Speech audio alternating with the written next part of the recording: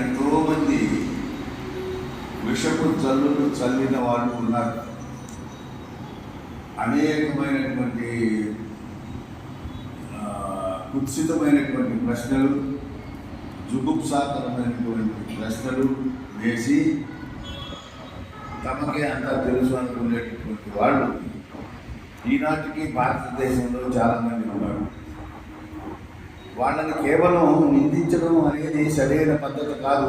శర్మ గారి దృష్టిలో వారు ఏ ప్రశ్నలైతే వేస్తూ ఉన్నారో ఆ ప్రశ్నలకన్నిటికీ సరి అయినటువంటి సమాధానం ఇచ్చి తార్కికమైనటువంటి దృష్టితో వారిని పరాస్త చేయడం, వారిని పరాజితులను చేయడం ఈయన ముఖ్య ఉద్దేశం. ధర్మమూర్తి అయినటువంటి శ్రీరాముడి కథ అక్కడ ఎక్కడ కూడా అక్రమం లేదు. అన్ని కాండలలో కూడా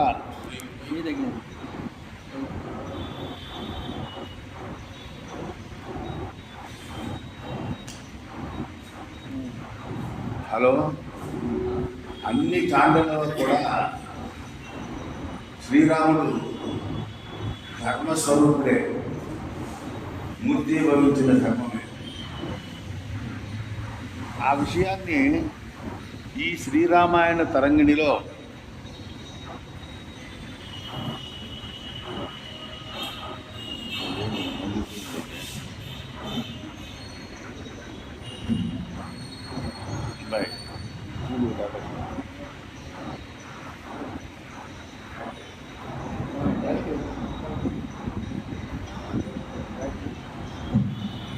ఆ విషయాన్ని శ్రీరామాయణ తరంగిణిలో సుదీర్ఘమైనటువంటి ఉదాహరణలతో చాలా అద్భుతంగా వివరించి ఉన్నారు.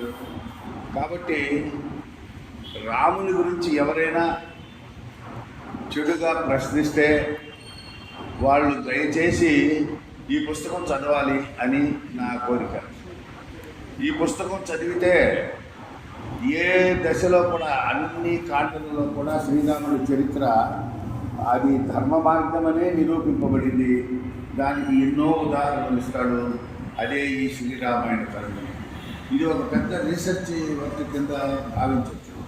అటువంటి ఈ రామాయణ తరంగిణి మొట్టమొదటిలో కొన్ని వాల్యూమ్స్గా వచ్చింది. తర్వాత సత్యానంద సేవా సమితి వారి ద్వారా ఈ అన్ని వాల్యూమ్స్ కలిపి ఒకే పుస్తకంగా ప్రచురింపబడింది. చాలా అద్భుతమైనటువంటి గ్రంథం ఇది. నా దృష్టిలో మా గురువుగారు రచించిన పుస్తకాలన్నింటిలోకి కూడా ఎంతో విమర్శనాత్మకమైనటువంటి గ్రంథంగా శ్రీరామాయణ తరంగిణి తీసుకోవాలి. అటువంటి అద్భుతమైనటువంటి గ్రంథాన్ని గురించి మన పోలవరం లక్ష్మీ నరసింహారావు గారు ఉపన్యసించబోతున్నాడు. ఇకపోతే నెక్స్ట్ సమావేశం ఈ తరువాత ఆగస్టు 16 ఒకటి పెట్టుకున్నాం. మనం 21 అని అనుకున్నాం, కానీ 16 కుదిరింది ఒక ప్రోగ్రాం. అదేమిటంటే పెద్దవాళ్ళను పిలుస్తూ ఉన్నాం. మాన్యశ్రీ ముప్పవరపు వెంకయ్య నాయుడు గారు ఆ రోజు సభకు ముఖ్య అతిథిగా వస్తూ ఉన్నారు. టౌన్ హాల్లో ఆ మీటింగ్ ఏర్పాటు చేసుకున్నాం, పెద్ద హాల్లో. అదే రోజు బహుశా మినిస్టర్స్గా ఉండేవాళ్ళు నారాయణ, రామనారాయణ, శ్రీధర్ రెడ్డి వంటి వాళ్ళు కూడా వచ్చేదానికి ఏర్పాట్లు చేస్తూ ఉన్నాం. అవి కన్ఫర్మ్ కాలేదు, ఇంకా మేము చెప్పలేదు ఇంకా వాళ్ళకి. కానీ వెంకయ్య నాయుడు గారు వచ్చేది మాత్రం కన్ఫర్మ్ అయింది. అలాగే వేమిరెడ్డి ప్రభాకర్ రెడ్డి గారికి కూడా పిలుస్తూ ఉన్నాం. ఇది ఎందుకు ఇలా అంటే, ఇప్పుడు నేను చెప్పిన వాళ్ళ లిస్ట్ అంతా కూడా మా గురువు గారికి శిష్యులే. ముప్పవరపు వెంకయ్య నాయుడు కానీ, ఆనం రామనారాయణ రెడ్డి కానీ, బొగ్గూరు నారాయణ గారు కానీ, కోటవరెడ్డి శ్రీధర్ రెడ్డి కానీ, వీళ్ళందరూ కూడా విఆర్ కాలేజ్ స్టూడెంట్స్, శర్మ గారికి శిష్యులు.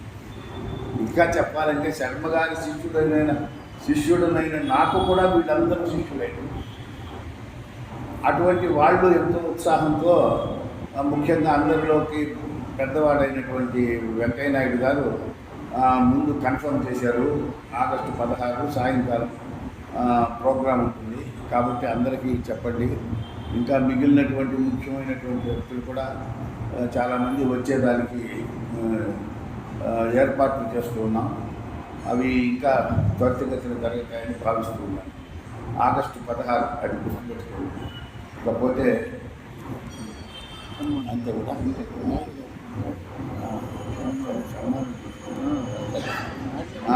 బలరామయ్య నాయుడు గారు మాట్లాడతారు.